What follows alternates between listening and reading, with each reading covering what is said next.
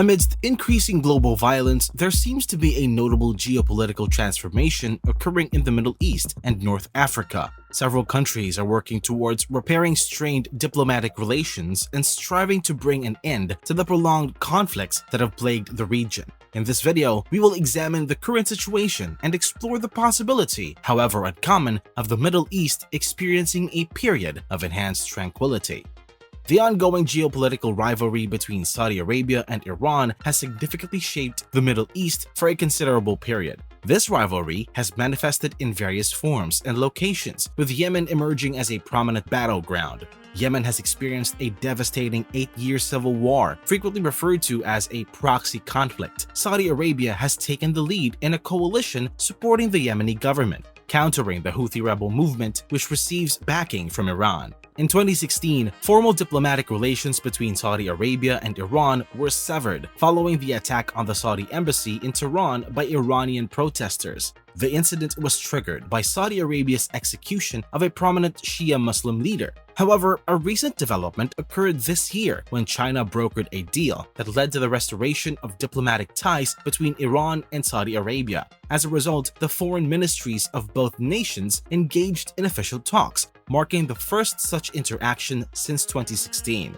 This ongoing reconciliation process has generated genuine optimism for peace in Yemen, prompting a vigorous diplomatic effort to achieve it. In April, an active cross-border trust building took place, resulting in the release of approximately 900 detainees. Additionally, a 6-month ceasefire, which originally expired in October, is still being generally upheld. As confirmed by the United Nations, negotiations for a new and permanent ceasefire are currently underway, with Saudi and Houthi representatives meeting in the Yemeni capital in April. These discussions were facilitated by Omani mediators. The Houthi side characterized the talks as serious and positives, while the UN's envoy to Yemen expressed that these ongoing efforts represent the closest the country has come to achieving substantial progress towards achieving long-lasting peace. While there is progress to be made, it is crucial to acknowledge that several persistent issues remain. The establishment of a deal solely between the Saudis and Houthis, although challenging in itself, is not sufficient. It is essential to foster consensus among Yemen's fragmented political and military factions. This includes the Presidential Leadership Council, which serves as the ruling body of Yemen's internationally recognized government, along with various tribal alliances, aligned or non-aligned.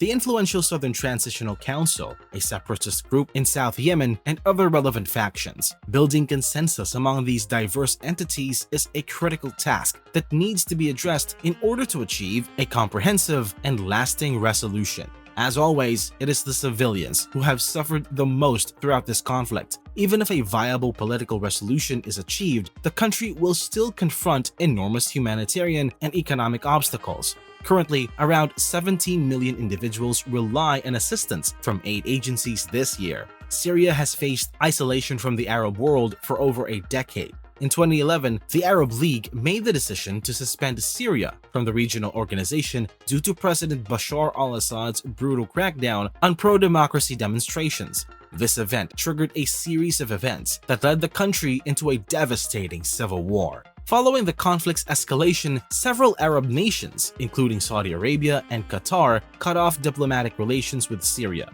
Moreover, they provided financial and military support to Syrian rebel factions in an effort to overthrow the Assad regime. However, the situation on the ground has reached a military stalemate, leading to a decrease in hostilities over the past couple of years. Syria experienced periods of relative calm in 2022 and 2023, particularly when compared to the earlier stages of the war. Nonetheless, there have been sporadic instances of violence and intermittent escalations throughout this period. In recent years, there have been incremental moves towards normalizing relations with Syria by certain Arab countries. However, the pace of these efforts has accelerated following the destructive earthquake that occurred in February 2023.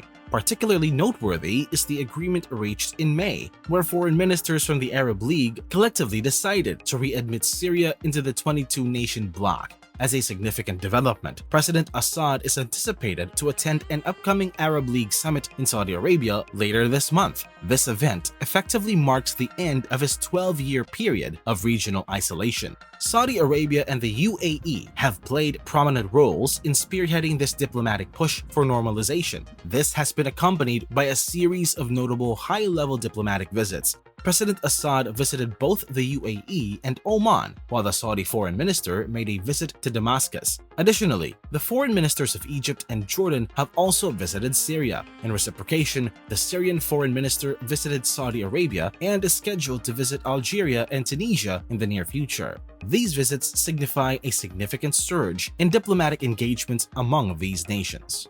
Why has there been a shift? Arab nations have recognized that Assad's grip on power is firm, leading them to determine that engaging and normalizing relations with his regime is the most suitable path. The aftermath of this year's earthquake has expedited Syria's reintegration into the international community, enabling neighboring communities to address critical matters exclusively through diplomatic means. These include facilitating the repatriation of Syrian refugees from nearby nations such as Lebanon and Georgia, combating the manufacture and trafficking of the drug Captagon originating from Syria, and effectively addressing the presence of extremist organizations within the country. The enthusiasm for Assad's rehabilitation is not widely shared though, with certain Arab League members, notably Qatar, openly expressing their opposition. The sanctions imposed by the United States and the European Union against Assad's regime remain in place and show no indication of being lifted. The United States has voiced criticism regarding the Arab League's decision to readmit Syria. Countries opposed to normalization argue that Assad should not be reintegrated until substantial strides are made towards a political resolution.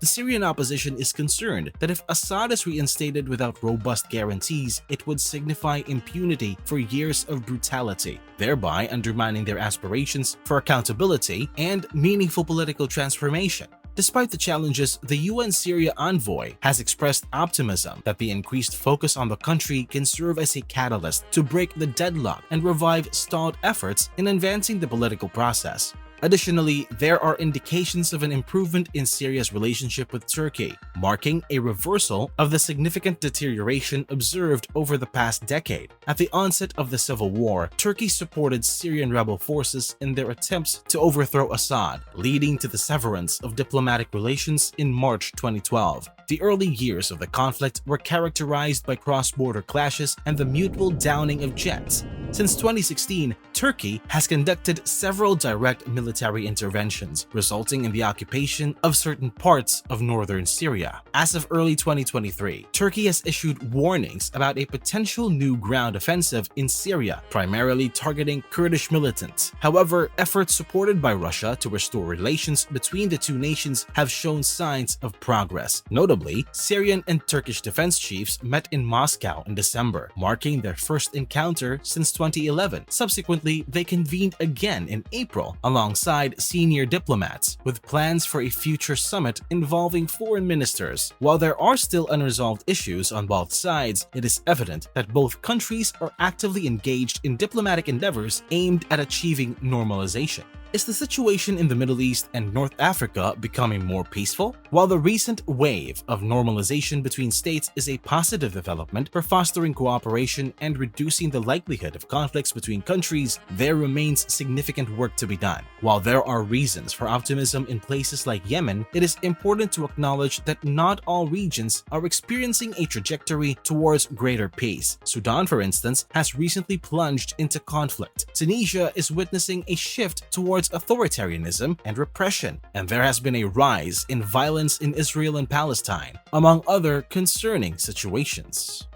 When do you think will peace finally come to the Middle East? Comment your thoughts below. Thank you so much for watching. If you haven't already, hit the like button, subscribe to the channel, and turn on notifications to stay up to date with our latest uploads.